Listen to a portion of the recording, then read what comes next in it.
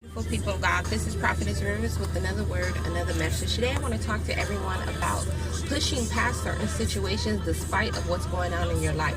So many times we hear the story of Ruth, but we don't take time to look at the story of Naomi. Naomi lost her husband, and then she turned around and she lost two of her sons as well. Back then there was no HUD, there was no widow's pay, there was no Social Security. The only thing that she had to depend on was one of her husband's relatives coming in and blessing her and taking care of her financially.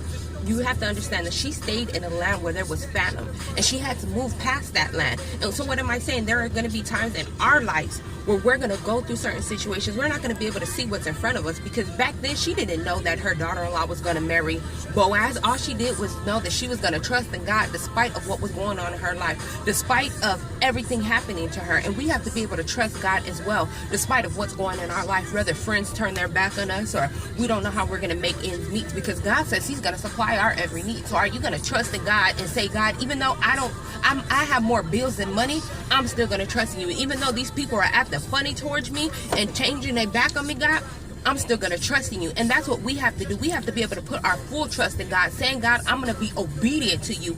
I'm going to make sure that you're the one that's going to do this for me, God, despite of what's going on in my life. And so we have to understand that God is there for us. He sees everything that's going on in our life, and he cares for us. Just because we might not be able to see it at that point doesn't mean that God doesn't care for us.